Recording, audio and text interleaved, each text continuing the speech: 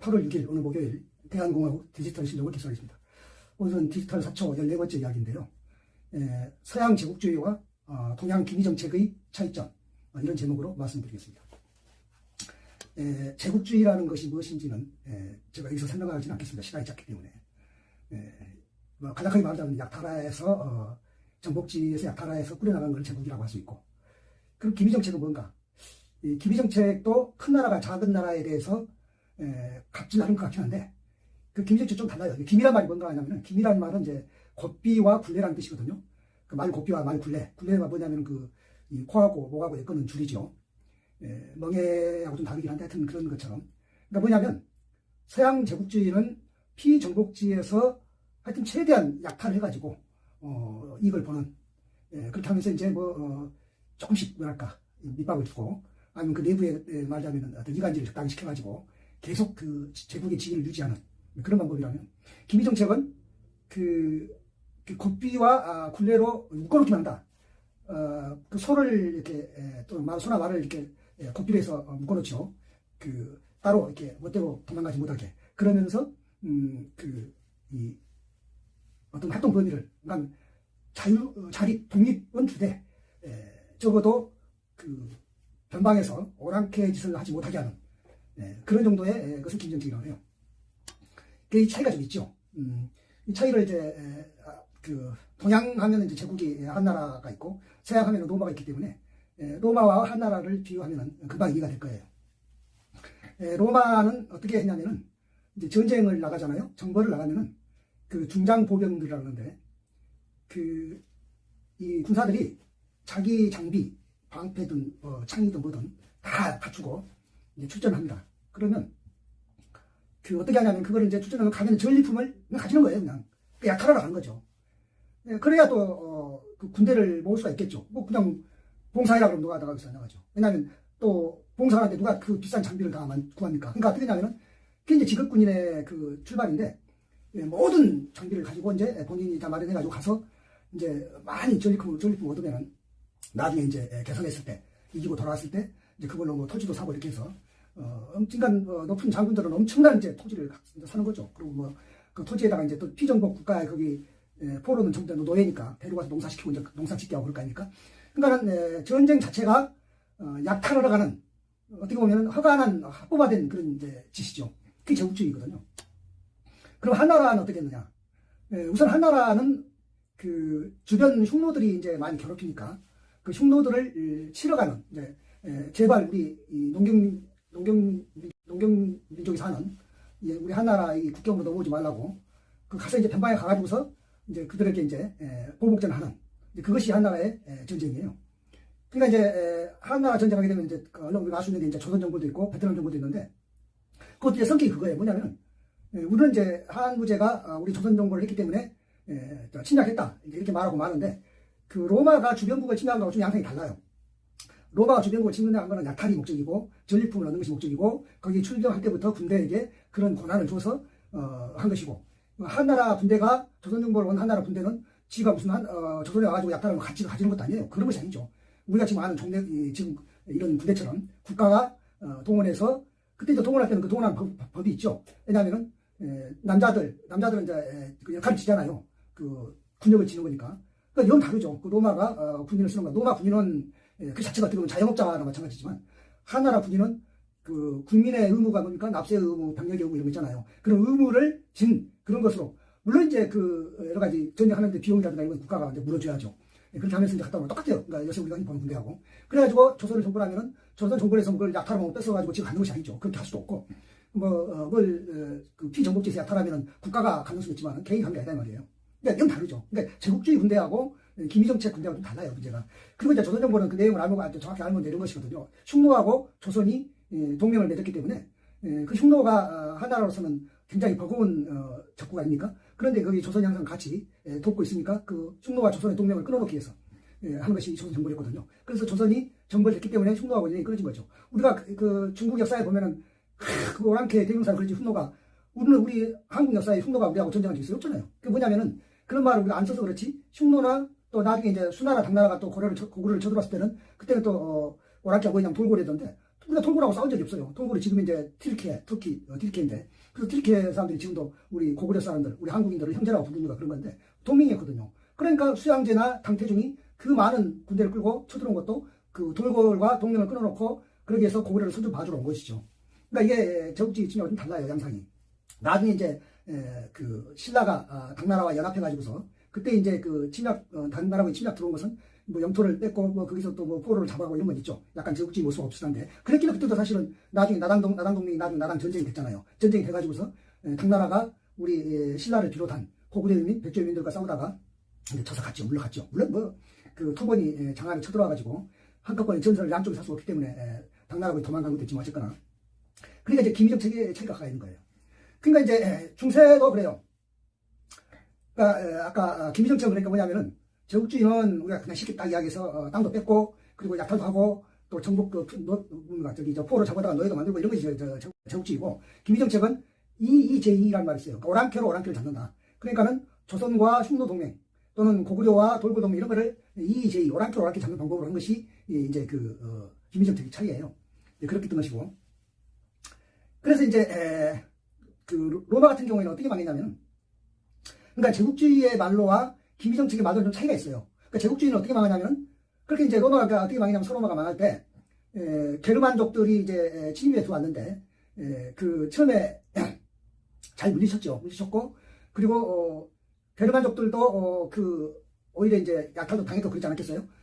그리고 이제 로마는 그 당시에 굉장히 넉넉하니까, 왜냐면은 피정복지에서 많은 물적 자원들을 약탈해왔기 때문에 얼마나 넉넉하겠어요. 대농장을 경영해가지고 그냥.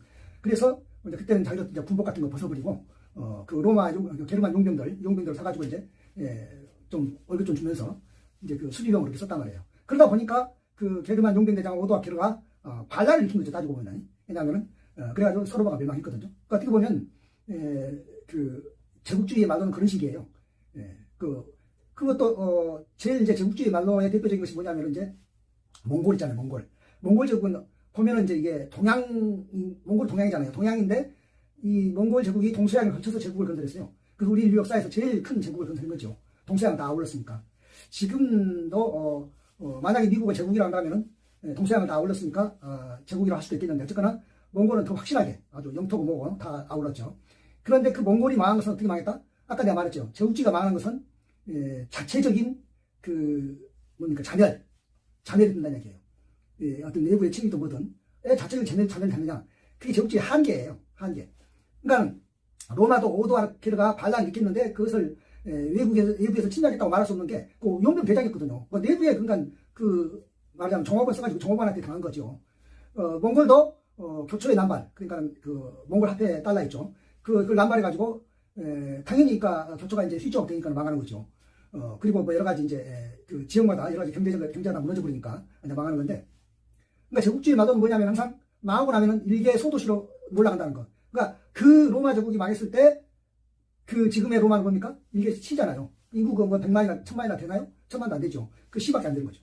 마찬가지로 몽골이 망했는데, 몽골은 지금 전체 인구가 잘 모르겠는데 1000만 되나요? 얼마 안 될 거예요. 지금 몽골. 얼마 전에 우리 이재명 대통령이 방문했죠. 그 정도.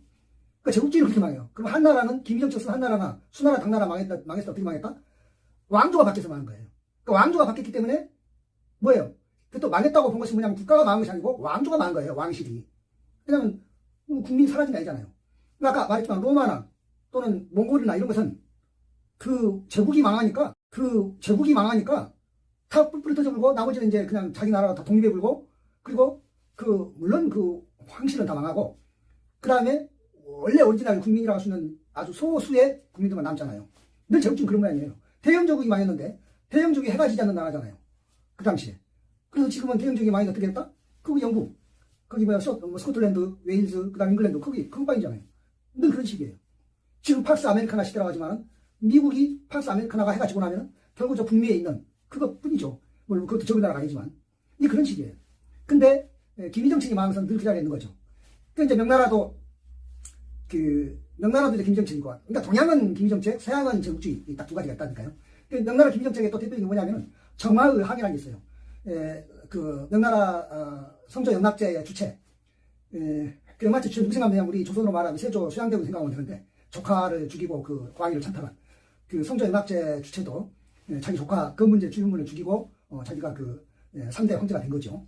그 영락제에 원래 어렸을 때부터 친구가 정화라는 성이 정부 이름한데 그게 이제 내시거든요. 환관인데 정화를 시켜가지고 대항해를 했어요. 그 말은 그 문제가 조카 그 문제가 죽었다고 불이 타주고 그냥 그 황궁을 불질러 버렸거든요. 난징에 있는 황궁을 그 주체 그 말하자면 숙부가 우리 같은 수양대군이 탄종에 있는 그 왕궁을 불질러 버린 거예요. 그거 다 타죽었을 것이에요. 타죽었을 것인데 그 시신을 못 찾았어요. 그냥 너무 타버렸으니까. 그래서 이제 그런 소문이 있었어요. 뭐냐면은 그 조카 그 문제 주유문이 타죽은 것이 아니라 어디 그 비밀 도망 그 황실의 비밀 도망로로 도망갔을 것이다. 그래가지고 배를 타고 어디 그 저 남쪽 어디 남양이나 저 인도양이나 저쪽 어디 가서 살고 있을 것이다. 그래서 그걸 찾아본다고 정화를 시켜가지고 엄청난 선단을 꾸려가지고 항해를 간 거예요. 간다고 그랬어요. 그거는 제 말이 아니고 중국의 야사 이야기예요. 그러나 어떻든 뭐 그 문제를 찾아보겠다고 갔건 아니면은 자기가 대명제국이 이렇게 큰 나라라고 하는 자랑을 하고 싶어 갔건 어쨌든 정화가 그 많은 배를 동원해서 많은 걸 가지고 저 이제 인도양으로 해서 어디까지 가냐면은 아프리카 마다가스카르 그 섬까지 갔어요. 기록에 가면은. 그러니까 인도양 갔으니까는 그 완전히 많은 나라를 들린 거죠. 지금 요새로 말하면 중동도 들렸고 뭐 이랬을 거죠. 앞에 그 동남아시아 말라카 협도 돌고 뭐 이랬을 거 아닙니까? 그러면서 그 정화가 이제 그 성조영락제 주체 능력을 받아가지고 각 그 국가들한테 가서 이제 오늘 이제 처음 국가들은 이제 동남아든 어디 그런 국가에서는 어디서 잘 모르는 배가 왔으니까 당연히 이제 아주 긴장해가지고 이제 전쟁을 준비할 거 아닙니까? 그러면 이제 그 정화 선단이 내려서 이야기한 거예요. 아, 우리는 전쟁을 온 것이 아니라 너희를 방문하러 왔노라. 우리는 저기 중화에 있는 대명 제국인데 우리는 뭐 너희를 침략할 뜻은 하나도 없고 도와줄 뜻이 있노라. 오히려 뭐 개화시킬 뜻도 있노라. 뭐 이러면 그럼 선물도 주고 막 그래요. 그래서 이제 또 단일품도 좀 받고 이렇게 해가지고 아프리카 그 마다가스카르까지 쭉 이렇게 하고 이제 돌아왔는데 한 번만 몇 번 했어요. 나중에 이제 그 성조영락제가 이제 죽고 나니까 이제 그다음부터 황제는 해금령이라 해가지고 이제 바다 밖으로 나가지 마라 해가지고 그 선당이 끝났는데 그 뒤로 콜럼버스의 아메리카 대륙이 있었어요. 콜럼버스의 아메리카 대륙은 정화의 항해처럼 무슨 기미정책도 아니고 그러니까 아까 기미정책 이야기했잖아요. 그 정화 항해라는 게 뭐냐면은 그 돌아다니면서 우리 대명 제국을 형이라면 너희를 동생 국가로 삼겠다. 우리 형제 의의를 맺자 이거 아니에요. 근데 콜럼버스나 얘네들이 그 신항로를 결정해가지고 대서양을 건너서 뭐 아메리카 갔을 때 그때 그들 마음은 뭐냐면 그게 이제 인도인 줄 알고 갔죠. 왜 뭐라 갔다? 뭐 인도에 좋은 곳이 많다 보니까 그 좀 약탈도 하고 이러러 갔겠죠. 가서 보니까 그 이제 인도는 아니었죠. 그건 콜럼버스 죽을 때까지 인도인 줄 알았다는 거 아니에요. 그래서 이제 편의상 서인도라고 그러는데 그래서 오죽하면 거기 원주민들을 인디언이라고 그러잖아요. 인디언이란 말이 인도 사람이란 말 아닙니까? 그래가지고 그걸 갔는데 그네들이 이 콜럼버스의 후예들이나 또는 남미쪽으로 갔던 스페인이라든가 포르투갈 그 대항에 갔던 그네들 후예들이 한 일은 뭡니까? 엄청난 약탈, 그 다음에 뭐 학살, 방화, 뭐 범죄라고 하시는 건 다 저질러서 남미 대륙과 북미 대륙을 그 소위 말하는 유럽에서 온 백인들이 다 약탈한 거 아닙니까? 그게 이제 그런 것도 다르죠. 근데 제국주의의 방법은 그것이 뭐 규모가 크든 적든 대부분 모양은 약탈 모양으로 이루어져요. 아무튼 그래가지고 몽골 제국이 이제 아까 자멸했다 했잖아요. 그 자멸하는 것은 제국의 운명이다. 로마도 도시로 변했고 이게 도시로. 몽골도 지금은 그게 아마 천만이 안 돼. 내가 지금 정확하게 모르겠는데 하여튼 몽골 인구가 몇 백만인가 그래요. 그러면 옛날 몽골 제국을 생각하면 더 상상이 안 되죠. 그렇게 쪼그라든단 말이에요. 제국의 말로예요. 제국주의의 숙명이에요.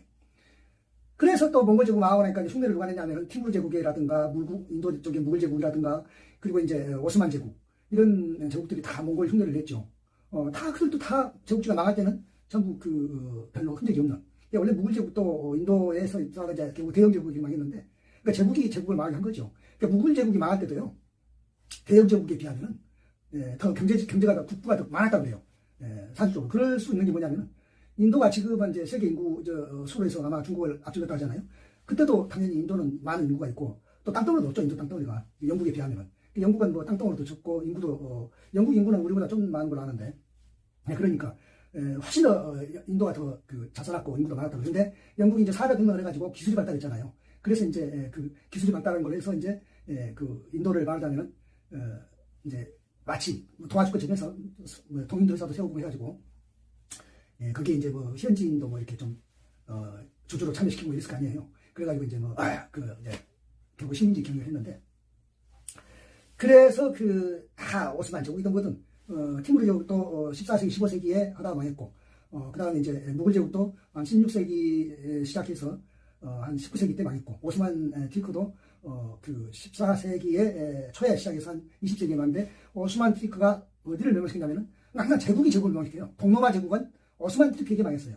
1453년에.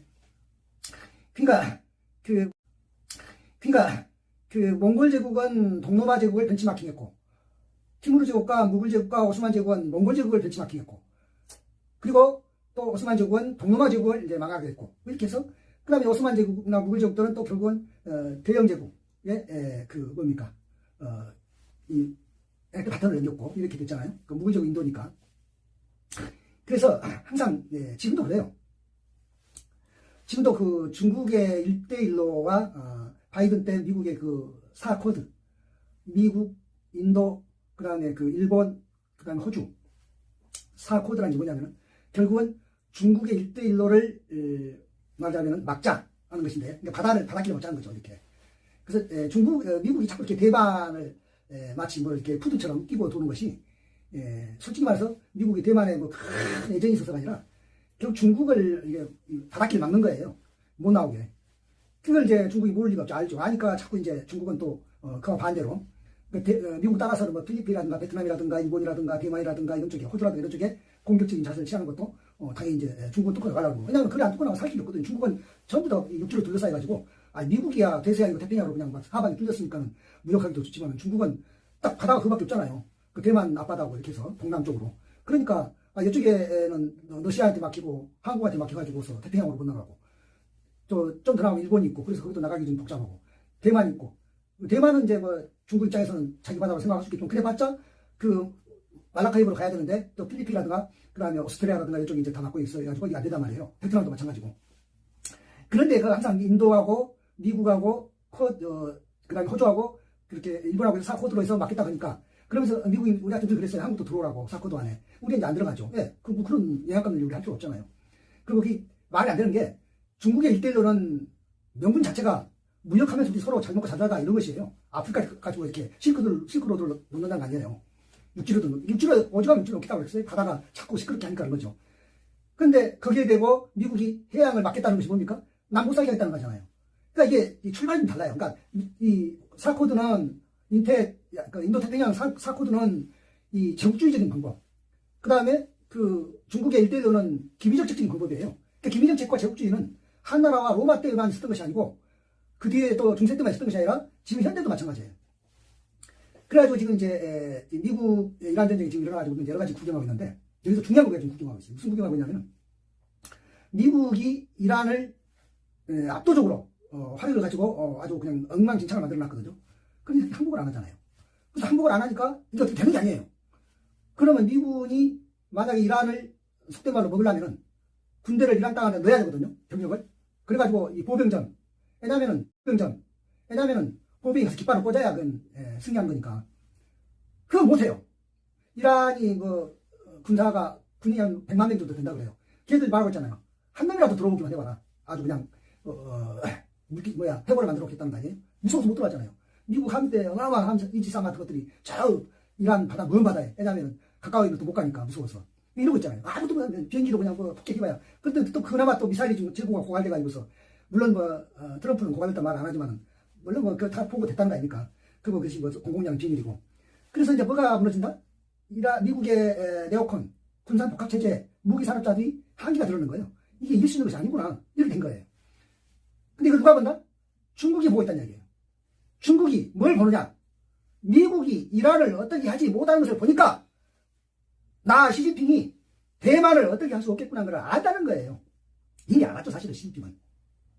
그럼 시진핑 지금 가끔 대만 해외 가서 시위하는 게 그런다? 하도 대만이 분리독립을 말하는 놈이 있으니까 그거 이간질 시키려고. 왜냐하면 대만은 두 가지 이슈가 있거든요. 분리독립을 주장하는 그런 지금 라이칭들을 비롯한 민진당이 있고, 그게 이제 실제로 한 30~40% 돼요. 여론조사 해보면. 그렇게 하지 않고, 분리독립 하지 않고, 그냥 중화민국으로 그대로 있고자 하는 하나의 중국을 있고, 그러니까 시진핑이 말하는 하나의 중국은 지금 현재 그 중화인민공화국을 중심으로 하는 하나의 중국이고, 그 대만의 국민당이 주로, 국민당하고 거기 뭡니까? 또 소수당 있는데, 그네들이 생각하는 하나의 중국은 뭐냐면 중화민국을 중심으로 하나의 중국이란 말이에요. 그러니까는 서로 그렇게 생각하면 되는 거예요. 그러니까 시진핑도 사실은 속은 그래요. 그렇게 서로 우리가 생각하고, 그 홍콩과 그 중국이 일구 양제인 것처럼, 물론 지금 홍콩은 반환되면서, 그거는 이제 홍콩은 또 대만만한 국가가 아니니까, 거기 정당도 있는 것도 아니고, 근데 대만은 국민당 있잖아요. 그러니까 국민당 정부는 원래부터 대륙에서 왔던 정부니까 그대로 해서 하나의 중국으로 있자 이렇게 그냥 이거거든요. 근데 이제 아까 말했지만은 미국의 인도태평양 정책은 대만을 분리독립을 자꾸 부추겨가지고 중국으로 하여금 또 이렇게 가끔 도박하게 만들어가지고 그러면 대만한테 뭘 할 수 있다? 무기를 팔아먹을 수 있잖아요. 그래서 대만은 우리처럼 소총도 안 만들어요. 무기를 전부 중국한테 사요. 미국한테. 어마어마하게 사요. 대만이 미국한테 사주는 무기가 우리가 사고 또는 일본이 사는 것 못지 않아요. 그러니까 이제 미국은 대만이 항상 호구죠. 거기다 이제 지금은 또 대만의 TSMC 같은 그런 엄청난 반도체 제조업이 있어가지고 거기 또 미국에도 있잖아요. TSMC 미국 회사도 있고 저 공장도 있고 TSMC 일본 공장도 지금 만들고 있고 이번에 그 뭐야 지진 일어났는데 그 후쿠오카인가요? 그 지진 일어났는데 그 큐스에 거기 TSMC 공장이 거기 옆에 있다고 그러고 잠깐 그때 지진이 좀 있어가지고 잠깐 가동을 멈췄다고 그러는데 그리고 대만 안에도 사실은 TSMC가요 전체의 외형으로 보면은 우리 삼진 닉스를 다 합해놓은 것처럼 그 커요. 외형이 큰데 그러면 대만이 우리하고 맞먹으려고 그러죠. 그것 때문에. 근데 만큼 이제 그 가설은 뭐냐면 우리 대만은 방사능이 안 만들잖아요. 대만은 다른 제조업이 없잖아요. 대만 배 만들어요? 대만 자동차 만들어요? 그러니까 그 반도체 하나 가지고서 한국하고 맞먹는다는 생각을 갖는 대만이나 우리 내부에도 그런 사람들 있어요. 뭐 특히 숙미 사대주의자들 그 다음에 뭐 한미일 동맹이라 주장하는 이런 애들은 자꾸 대만이 무슨 그냥 최근 우리하고 같은 줄 아는데 그거 아니에요. 그 반도체나 TSMC 있다고 우리하고 맞먹으면 곤란하고 우리는 삼성닉스만 있는 건 아니니까. 물론 삼성닉스가 지금 우리 시총이 반을 가지고 있지만은 다른 거 많잖아. 우리 자동차 우리 현대 자동차라든가 또는 뭐 조선이라든가 이게 가나조선이라든가 뭐 이런 것도 방산이라든가 뭐 이런 것들이 간단한 게 아니잖아요. 그러니까 뭐 그런 여담인데 그렇고 그래가지고 이게 이제 미국하고 지금 중국하고 이렇게 자꾸 패권 경쟁을 하니까 우리가 이제 사실 덕을 봐요. 뭐 남의 패권 전쟁에 우리는 옛날에는 맨날 고래 싸움에 새우등 터진다고 그랬는데 그것이 아니고 우리는 이란 전쟁에서 아까 시진핑도 봤다고 그랬죠. 뭘 봤다? 대만을 이란처럼 생각해 보면은 쉽게 흔들 수 없다는 걸 안다. 그럼 무슨 말이에요? 항상 미국이나 일본이 떠드는 중국과 대만 간의 전쟁이 일어날 일이 0%도 없다니까요. 그러니까 이제 그런 이야기 하지 말고 없다. 시진핑 평화를 얘기해서 없는 것이 아니고 안 된다는 게 순간이 없다니까요. 뭘 보니까 미국이 이란을 어떻게 하지 못한 걸 보니까 우리도 마찬가지죠. 미국이 북한을 때리면 이 전쟁이 일어나잖아요. 왜냐하면 북한이 미국한테 감히 덤비지를 못하죠. 그런데 미국이 때리면 북한이 덤비겠죠. 그럼 그 무슨 일이 벌어진다? 한반도가 불바다가 되겠죠. 왜냐하면 결과적으로 김정은이와 북한은 제가 잿더미가 되고 말겠지만 우리 남한이라고 생각하겠어요? 그러니까 그런데 미국이 이란 전쟁을 겪으면서 뭘 할 수 있다? 이란을 어떻게 할 수 없는데 북한은 또 이란보다 더 하거든요. 이란하고 북한은 또 비교가 안 되죠. 그러니까는 이래저래 뭘 볼 수 있다? 미국도 군산복합체제도 전부 저물어가고 있고 미사일이 재고가 고갈돼서 이란하고 전쟁을 그만다는데 말 다 했잖아요. 중국도 이제 미국이 동네에 써먹던 방법 그런 방법으로 전쟁을 불사하는 그런 방법으로는 얻을 것이 없다는 것을 잘 봤어요. 미국 이란 전쟁이. 어떻게 보면 우리 인류에게 미국 이란 전쟁은 엄청난 스트레스를 안겨준 것은 맞는데 또 뒤집어 보면은 이제는 그런 식의 근현대 방식, 전쟁 방식 그런 것으로는 이제 얻을 것이 없다는 것을 알고 있어요. 앞으로 전쟁 그렇게 하면 안 되죠. 지금 이제 우크라이나하고 러시아 전쟁도 이제 안 끝났는데 그것도 뭐 조만간 끝나겠죠. 왜? 근데 더해서 이렇게 될 거는 우크라이나든 러시아든 없거든요. 같이 망하는 길밖에 없거든요. 그거를 불어보듯이 뻔하니까. 그리고 이제 전쟁 양상이 어떻게 되냐면은 뭐 우크라이나가 지금 러시아한테 좀 이겨가고 있다고 그래요. 이거 처음에 상상할 수 없을 일이었거든요.